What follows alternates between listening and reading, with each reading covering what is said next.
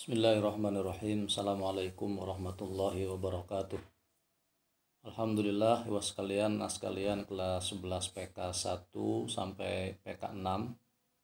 Pada hari ini Allah berikan kesempatan kepada kita semuanya untuk belajar secara tatap muka di semester genap ya, di pertemuan yang kedua, karena pertemuan yang pertama dilalui secara jarak jauh dan tanpa tatap muka melalui Zoom ini.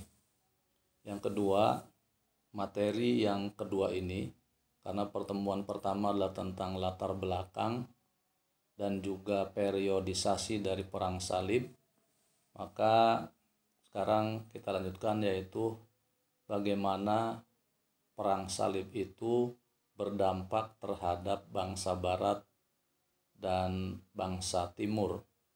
Bangsa barat adalah bangsa Eropa dan bangsa timur adalah kaum muslimin, termasuk di dalamnya adalah negara kita Indonesia. Anak-anak sekalian, perang salib ini berlangsung cukup lama ya, kurang lebih 2 abad, tepatnya dari tahun 1095 sampai 1291. Dan perang salib ini punya dampak yang cukup kuat, pengaruh atau trauma sejarah yang cukup kuat, sehingga sampai hari ini perang salib ini masih diingat, terngiang di benak kaum muslimin, bangsa timur ataupun bagi bangsa barat.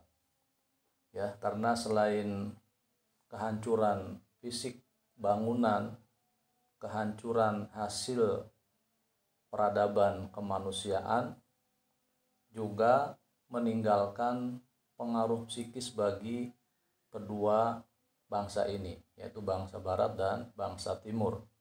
Ya, sehingga sejarah perang salib ini bangsa barat juga tidak berharap terulang, dan juga kaum muslimin tidak berharap akan terulang, karena di samping menghancurkan hasil karya manusia, juga meninggalkan bekas trauma kejiwaan yang tidak sebentar. Anak-anak sekalian, di antara dampak dari berlangsungnya perang salib yang sepanjang 2 abad ya, bahkan ada perang salib 1, 2, 3 sampai yang ke-8 yang sudah kalian pelajari pada pertemuan sebelumnya. Maka dampak yang pertama bagi bangsa barat dari perang salib ini adalah hancurnya peradaban Bizantium. Bizantium itu dengan bahasa lain adalah Romawi Timur yang beribu kota di Konstantinopel. Jadi Bizantium ibu kotanya Konstantinopel ya, kemudian ada Romawi atau Roma yang pusatnya di Italia sekarang. Anak sekalian, kenapa hancurnya peradaban Bizantium ini berdampak khususnya terhadap bangsa barat? Karena dari peperangan atau perang salib ini, cita-cita dari pemimpin tertinggi kaum Kristen Ortodok atau Kristen Katolik yang bernama Paus ya, gelarnya Paus Urbanus II, yang dia bercita-cita ingin menyatukan kaum Kristiani di barat ya, di bawah kendali gereja, itu ternyata mengalami kegagalan setelah wilayah Konstantinopel itu menjadi bagian dari kekuasaan kaum muslimin ya, sehingga dalam perang salib ini hancurnya Konstantinopel ini adalah memutus cita-cita ya dari Paus Urbanus II untuk menyatukan kekuatan kaum Kristiani di barat, di Eropa, untuk kemudian menjadi sebuah kekuasaan besar di dunia ini.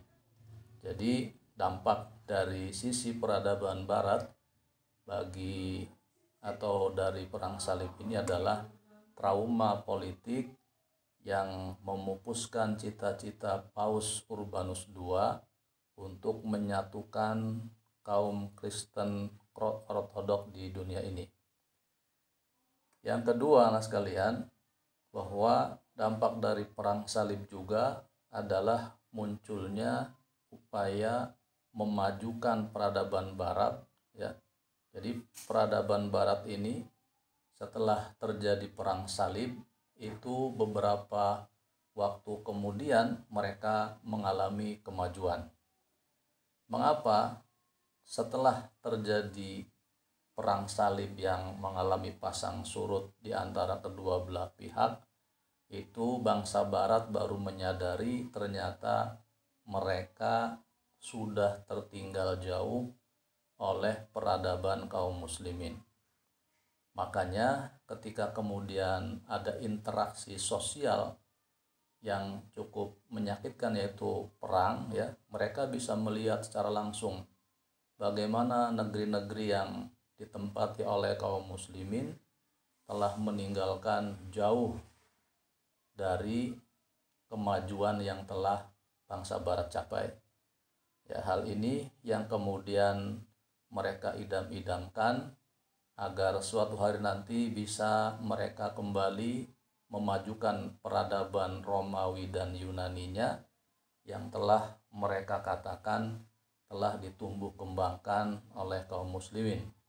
Sehingga dalam perang salib ini terus didengungkan bahwa mereka ingin mengembalikan masa kejayaan dari bangsa barat, ya, dalam hal ini adalah Romawi dan Yunani, yang sebelumnya mereka telah memimpin peradaban dunia.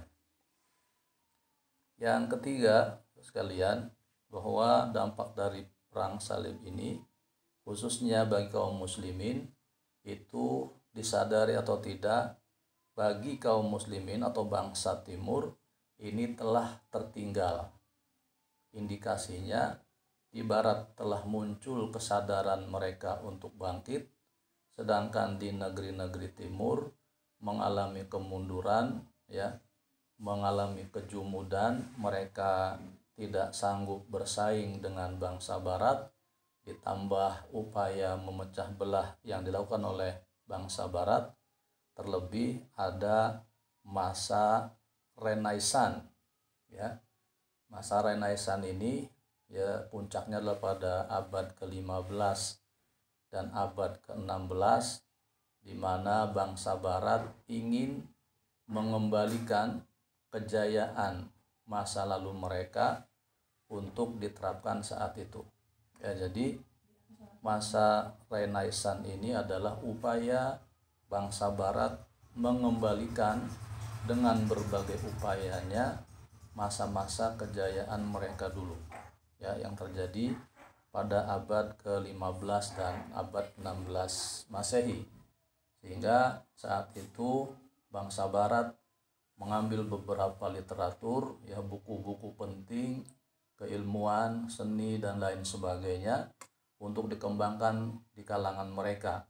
Salah satu dalam catatan sejarah ada karya ilmiah dalam bidang kedokteran yang ditulis oleh Ibnu Sina, ya, tentang kedokteran ini, Al-Qanun fit Tibb, dan itu menjadi referensi utama pada jurusan kedokteran di universitas barat. Kemudian kalau kita lihat sekarang ini ada Oxford University dan beberapa kampus maju di Eropa dan di Amerika, itu mereka juga terinspirasi dari pendidikan tinggi yang dilakukan oleh kaum muslimin saat mereka di Andalusia ataupun berada di Baghdad ataupun di Damaskus, ya. Sehingga semangat kemajuan ini diambil oleh orang barat, justru sebaliknya kaum muslimin merasa ada kejumudan, ya, dan akhirnya hilanglah sebagian dari peradaban Islam. Karya-karya kaum muslimin yang disadari atau tidak diambil oleh mereka, diantaranya lewat perang salib tadi. Kemudian sekalian, Dampak berikutnya adalah kebudayaan Islam yang mempengaruhi kebudayaan Eropa. Artinya bahwa Islam yang telah melakukan kontak fisik perang dalam hal ini dengan pasukan salib itu ternyata mempengaruhi dalam dinamika peradaban kehidupan bangsa Barat. Salah satunya yang masih bisa dilihat sampai hari ini adalah bentuk-bentuk gereja di beberapa negara Eropa, ya disebutkan di antara di Armenia, itu seni arsitekturnya adalah seni arsitektur yang menyerupai masjid.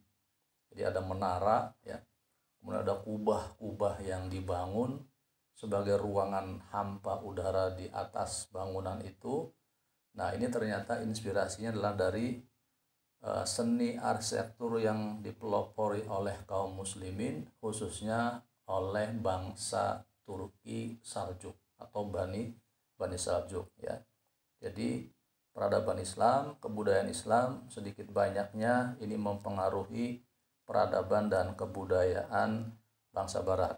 Kemudian sekalian, dampak yang lain dari perang salib ini karena keinginan mereka untuk maju, untuk menguasai daerah-daerah baru khususnya di negeri-negeri timur, dan mayoritas negeri-negeri itu adalah milik kaum muslimin, ternyata mereka mengalami sumber-sumber ekonomi baru. Artinya wilayah-wilayah timur ini dianggap sebagai penyuplai bahan baku utama yang produksi, ya, mesin, pabrik dan lain sebagainya saat itu di Eropa sedang digalakan. Nah, sehingga mereka mencoba untuk mencari daerah-daerah penyuplai bahan baku tadi. Maka dilakukanlah perjalanan-perjalanan utama yang akhirnya ditemukan daerah-daerah baru, ya, diantaranya itu adalah di wilayah India atau Tanjung Harapan yang ditemukan oleh Vasco da Gama, seorang bangsawan Portugis. Kemudian ada juga Christopher Columbus yang menemukan benua Amerika, dan awalnya mereka adalah hanya ingin membuktikan tentang bumi ini bulat atau datar. Yang kedua, mereka juga ingin mengembangkan daerah-daerah baru. Semangat mereka dengan sistem kerajaannya untuk mencari daerah-daerah koloni baru yang pada akhirnya sampai abad ke-19 karena dampaknya negara kita, yaitu negara-negara di Asia Tenggara dibagi-bagi oleh negara-negara atau kerajaan-kerajaan di Eropa sana. Itu adalah diantaranya. Jadi penuaan benua Amerika pada abad ke-15, ya, dan penemuan Tanjung Harapan di jalur laut India ini oleh Vasco da Gama itu membuka informasi baru, jalur sutra baru untuk menemukan sumber bahan baku bagi pabrik-pabrik mereka dan sumber-sumber kehidupan mereka, ya. Kemudian dampak yang lain dari perang salib ini dipungkiri, disadari atau tidak, adalah banyak korban jiwa dari kedua belah pihak. Artinya 2 abad peperangan yang terjadi antara Barat dan Timur dalam perang salib ini tentunya banyak memakan korban jiwa.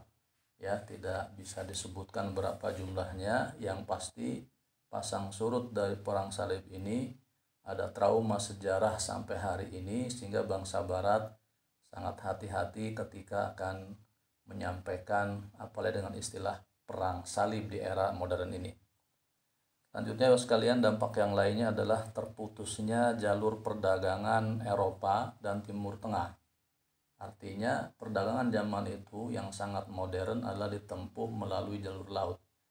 Nah, dari perang salib ini maka disadari atau tidak negeri-negeri muslim itu kemudian mereka memutus tali ataupun jalur-jalur yang selama ini dilalui oleh para pedagang-pedagang Eropa. Sehingga mereka kemudian menyadari bahwa dari sisi ekonomi mereka mengalami kerugian, dari sisi kemanusiaan mereka juga dan kaum muslim mengalami kerugian, meskipun ada sisi positif yang lainnya dalam perkembangan dan pengembangan peradaban dan kebudayaan kemanusiaan. Ya, itu saja mungkin yang bisa disampaikan, mudah-mudahan bermanfaat, kemudian bisa menambah semangat kita untuk meneladani kebangkitan umat Islam agar kita bisa menjadi pelaku sejarah yang bisa ditulis dalam perkembangan sejarah kemanusiaan di belakang hari nanti. Wallahu a'lam bishawab. Assalamualaikum warahmatullahi wabarakatuh.